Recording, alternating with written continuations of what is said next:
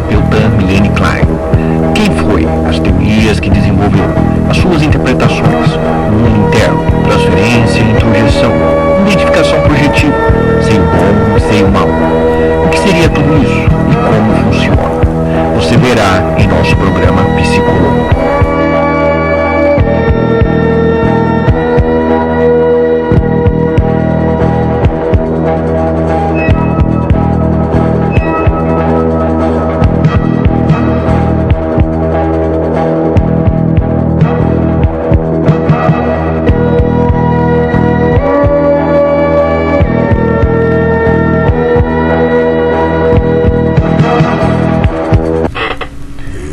Olá, estamos de volta. Este programa é uma produção relacionada com a avaliação da disciplina Teoria da Personalidade 2, do curso de Psicologia, cujo tema é sobre a psicoterapeuta Milene Klein. Para abordar o assunto, nosso grupo escolheu o artigo A Psicanálise Kleiniana, do psiquiatra, psicólogo e psicanalista Flávio José de Lima Neves.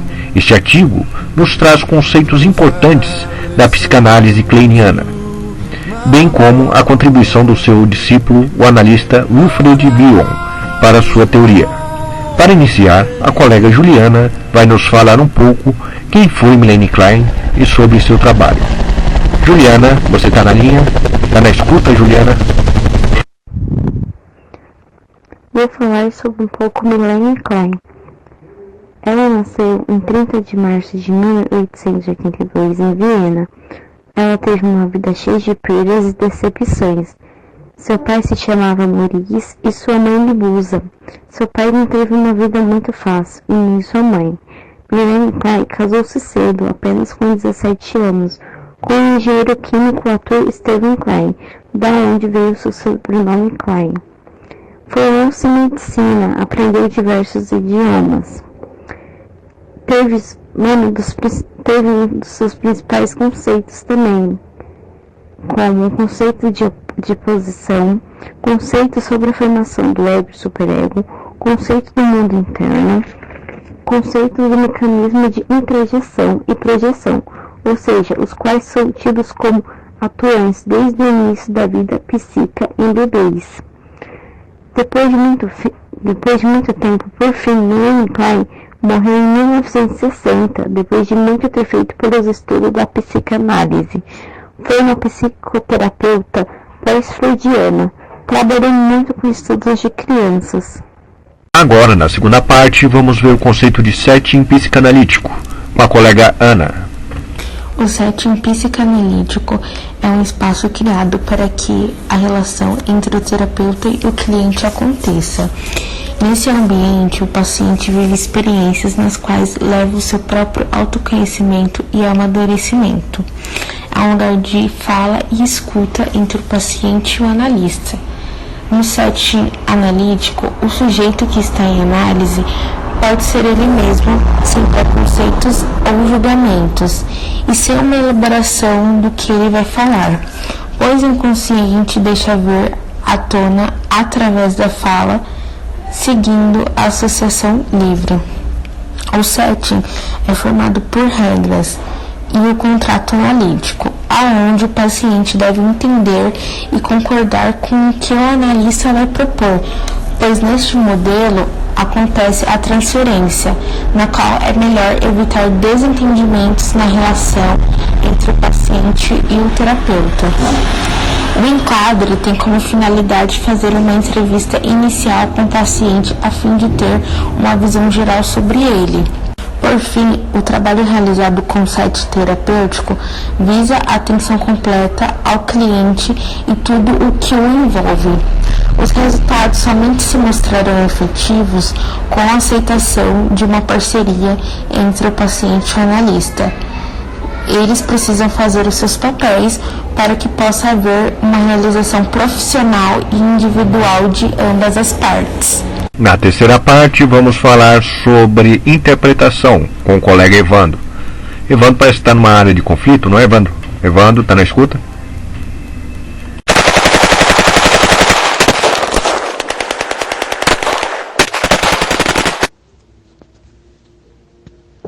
Na psicanálise kleiniana, A interpretação tem por objetivo possibilitar um contato que seja emocionalmente vivo com as experiências vivenciadas pelo paciente.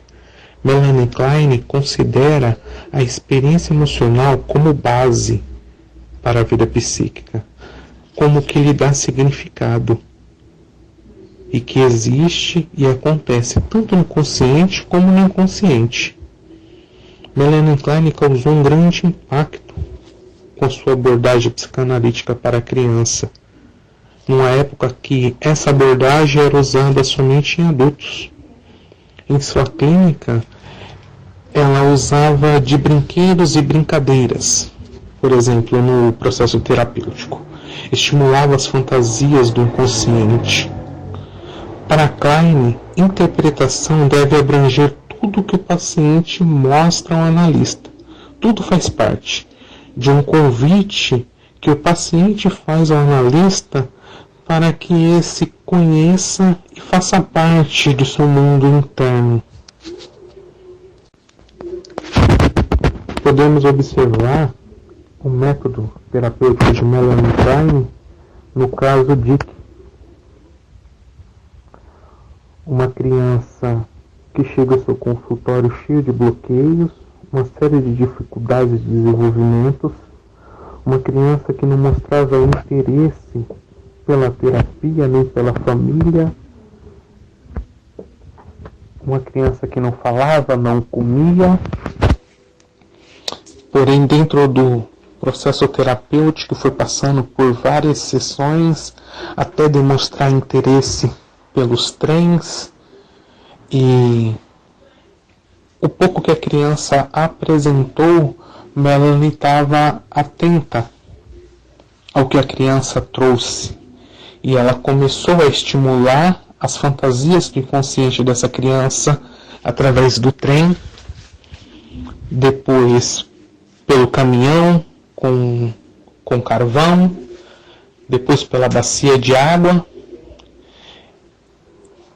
E quando passados 6 meses, a criança ela acabou tendo um outro diagnóstico, né? A criança ela teve desenvolvimento. A criança ela começou a falar palavras que não pronunciavam, começou a demonstrar carinho pela família, interesse por outros brinquedos e assim por diante. No quarto módulo do nosso programa, vamos falar sobre o mundo interno, com a colega Isabela. Na teoria de Klein, o mundo interno é cheio de pulsões, objetos, funções, relações e instintos. Com os objetos internos, as pessoas vivem relações pessoais de acordo com as identificações. É predominante o poder do pensamento mágico infantil primitivo, onde observa aspectos deslumbrantes e, em outros momentos, aspectos aterrorizantes, onde não é nada concreto e passa de um extremo a outro, do prazer ao horror. O mundo interno está relacionado com as funções do id, ego e superego, porém não condiz com essas competências, mas as superam. No princípio do desenvolvimento, o mundo interno é maiormente corporal, mas ao decorrer deste desdobramento, faz-se diferenciações entre corpo, objetos internos e externos, eu e não eu, e o mundo externo. Essas diferenciações vão ficando cada vez mais nítidas ao decorrer do desenvolvimento. Klein não desassociava as pulsões dos objetos. Segundo ela, a pulsão age sobre o objeto, criando uma relação com ele, e também uma experiência emocional inconsciente. Não colocar a pulsão como foco de seu interesse, coloca-se a experiência emocional como base do trabalho psicanalítico, fazendo da ansiedade um papel influente na estruturação da vida psíquica do indivíduo. Para Melanie Klein, a emoção é a estrutura da vida mental, o que lhe dá significado e que se encontra tanto no consciente quanto no inconsciente. No último módulo do nosso programa, vamos falar sobre projeção e identificação projetiva, com o colega Marcos Ribeiro. Projeção. O ser humano vive entre duas forças, o instinto de vida e o de morte, Eros e Thanatos. Então o ego do bebê ainda está em formação. Tem uma tendência à desintegração e à integração. não tem condição ainda de lidar com a pulsão de destruição, pois ela é muito forte, muito intensa, e ela está em conflito com o instinto de vida. A criança, então, evacua parte dessa força para dentro de um objeto, no caso o seio da mãe. Então, se a criança se sente bem acolhida, ela identificará o objeto como seio bom, o seio acolhedor. Se ela sentir a ausência desse objeto, ou não se sentir saciada, ele será visto como o seio mau, o seio perseguidor. Então, neste processo, ela transfere para o objeto ou pessoa uma parte sua com a qual ela não consegue lidar. O processo de transferência pode ser observado em várias situações em nosso cotidiano. Imagine, por exemplo, uma pessoa muito tímida, mas ela não gosta de se ver assim como tímida. Então ela transfere para outra pessoa este aspecto. Então ela pode, por exemplo, chegar para outra pessoa e falar: você tem que soltar mais, você é muito tímido, você tem que começar a se relacionar mais. Mas na verdade é um aspecto que ela tem, que ela não gosta, não consegue lidar, e ela transfere como se fosse de outra pessoa. Também pode ser, no caso, um aspecto físico, alguma qualidade, alguma coisa que ela tenha, que ela não goste. Então ela pode atribuir também para outra pessoa, falando para a pessoa: você deveria fazer uma plástica, alguma coisa nesse sentido. Então esta seria a projeção. No caso da identificação projetiva, existe a projeção, desta mesma forma, que é atribuída para alguém algum aspecto, porém a pessoa, o objeto que recebe a transferência, ela irá processar essa informação recebida e devolvê-la de maneira palatável para a criança, que a introjeta. Agora, no caso da identificação projetiva, acontece da mesma forma a projeção. O indivíduo. Agora, no caso da identificação projetiva, acontece a projeção. Desta mesma forma, o indivíduo ele atribui a outro objeto, a um objeto, a uma pessoa, um aspecto que ele não consegue lidar. Agora vamos falar da identificação projetiva. Na identificação projetiva, acontece a projeção da mesma forma, onde o bebê ele projeta, ele evacua aquele aspecto que ele não consegue lidar para a mãe processa esta informação e devolve de maneira mais palatável para a criança, que a introjeta.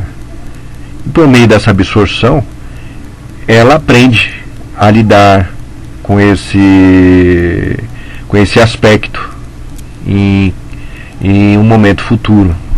Então é uma forma de comunicação e aprendizado, a identificação projetiva, como bem observou o discípulo de Melanie Klein, o psicanalista Wilfred Bion.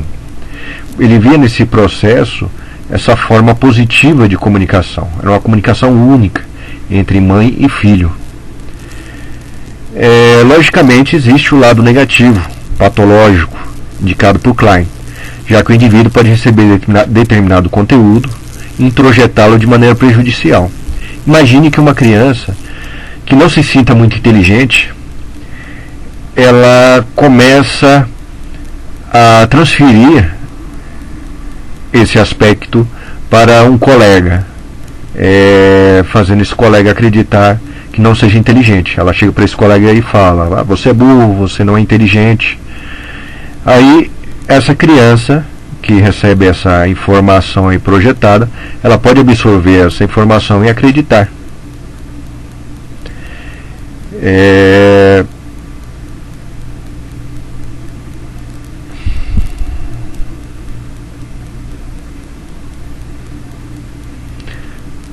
Ela pode pensar,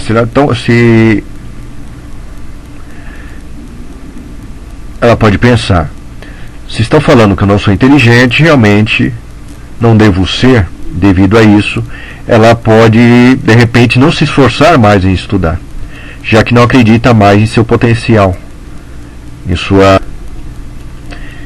Então ele acaba introjetando aquele aspecto que era de outra pessoa A outra pessoa, que não acreditava ser inteligente, passou para ele essa ideia dele não ser inteligente, que era ele que não era inteligente. Ele acabou absorvendo aquilo. O trabalho do analista, assim como o da mãe, semelhante ao da mãe, na identificação projetiva, é de conter as pulsões negativas, conteúdos ameaçadores, hostis de seu paciente, trazendo para ele a estabilidade. Ele vai processar e devolver e transformar matéria bruta trazida pelo paciente em matéria criativa. Com isso, o paciente introjetará e será capaz, consecutivamente, dele próprio traduzir suas experiências de maneira produtiva. Assim, o analista deve ter a capacidade de conter e não se deixar dominar pela transferência de seu paciente, para que não ocorra contra-transferência. E assim chegamos ao fim do nosso programa. Espero que tenham gostado e até o próximo Psicoloco.